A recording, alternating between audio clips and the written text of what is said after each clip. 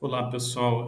Hoje é dia 27/12/2024. Vamos tratar aqui de um tema novo aqui para a gente, que é a filosofia moral, né? É uma área aí da filosofia que estuda a ética, né? Que visa, digamos, entender como é que a gente orienta as nossas ações, né? E alguns termos aí da filosofia moral seria o bem, a justiça, né? A ação, valores, etc. e tal. E ela visa também procurar normas ali, né, de conduta baseado em costumes e valores, né, das sociedades em questão, né. A gente hoje, nesse mundo que está bem corrido, acelerado, né, com redes sociais, muita informação, a gente acaba agindo muitas vezes de modo inadequado, né? Porque a gente perdeu um pouco do contato humano também, né? As relações mediadas ali pelo digital. E às vezes a gente se atrapalha um pouco, né, nas atitudes e nas ações, né? Então, a gente está estudando, o objetivo nosso aqui é estudar um pouco de filosofia moral para tentar ir um pouco na origem, né, dos problemas e ver como é que a gente poderia atuar. No caso aqui, vou fazer uma distinção da moral kantiana, mas do ponto de vista da crítica de Schopenhauer, né? Então é um recorte, né? E isso foi um trabalho que eu apresentei na graduação, né, numa dissertação, quando eu fiz a graduação em 2016, né, numa disciplina do professor Eduardo Brandão.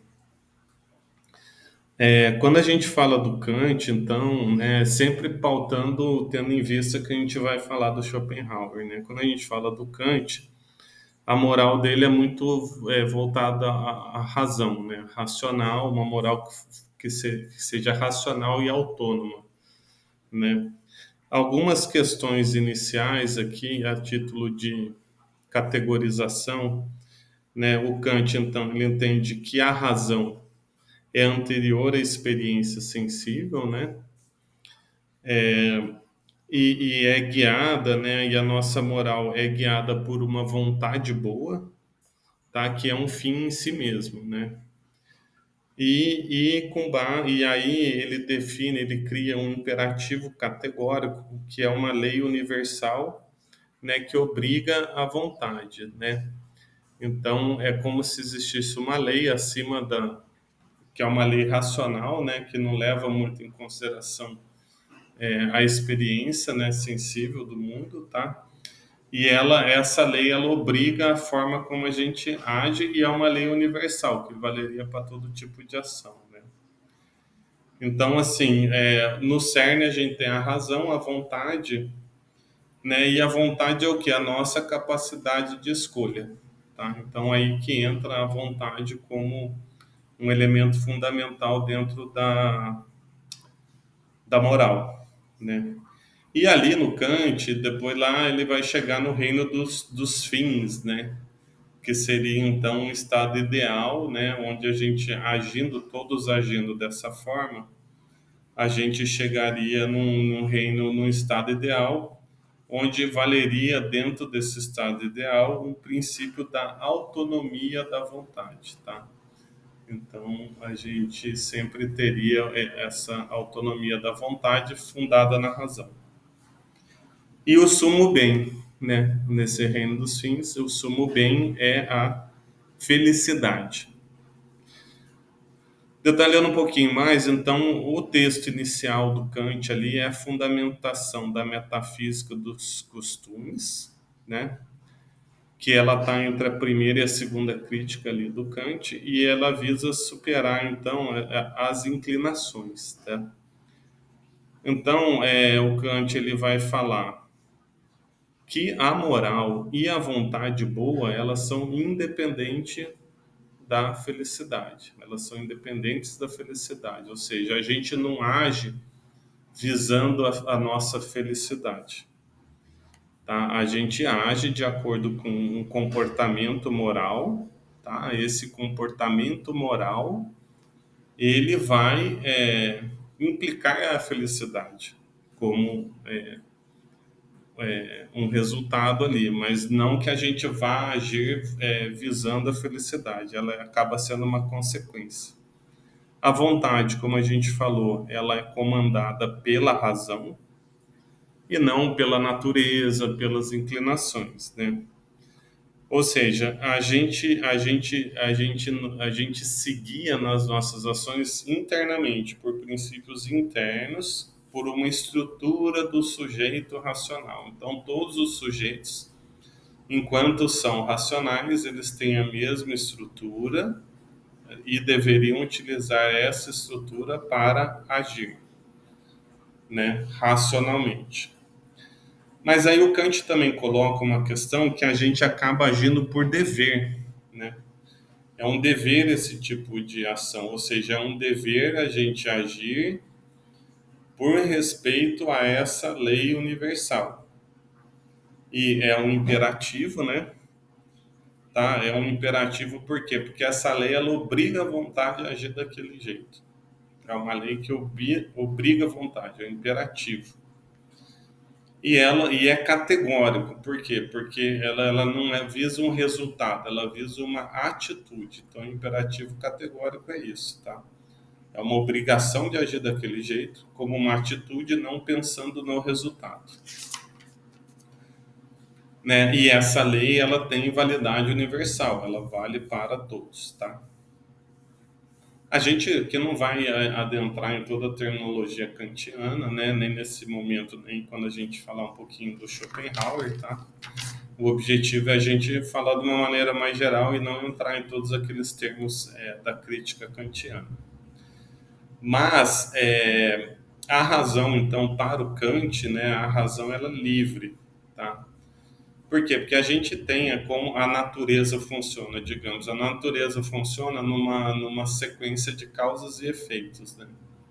Então, é assim que o reino, digamos, né, o reino animal, vegetal e tudo mais funciona. Então, eu tenho fome, eu vou e como, né? Aí depois vai no banheiro. Então, é esse tipo de coisa, né? É sempre uma causa e um efeito, como se fosse tudo encadeado e até de certa forma determinado na natureza, tá? Os animais eles agem dessa forma.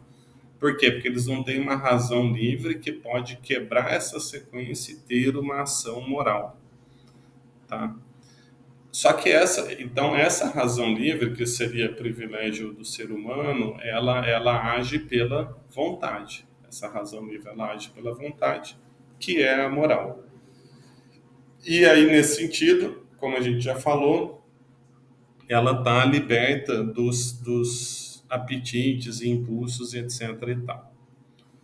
Tá? Aí, na segunda crítica, então, até aqui a gente estava falando da fundamentação da metafísica dos costumes, na segunda crítica que ele define melhor a questão do sumo bem, que ele vai aparecer em algum momento, esse sumo bem, né? Lá no infinito, tá? Lá na frente, não é uma coisa de agora, é por toda a ação segundo essas leis, a gente vai chegar num sumo bem em algum momento infinito, né? E a gente vai atingir esse sumo bem pela virtude, tá? Então é a virtude de agir dessa forma, agir dessa forma é uma virtude que vai nos levar à felicidade. Isso seria mais ou menos em grandes linhas, bem resumidamente, o que é a moral, a filosofia moral kantiana. O Schopenhauer, ele vai falar na sua filosofia moral de egoísmo em caráter, tá? Então, para Schopenhauer, a gente age motivado por uma vontade egoísta, né? E o imperativo kantiano, o imperativo categórico, é uma proposição vazia. A gente vai entender um pouquinho mais para frente. Quando Kant fala de dever, para o Schopenhauer, ele fala, mas que dever é esse? Como é que eu ajo por um dever? Eu vou agir por um dever sem nenhuma recompensa, né?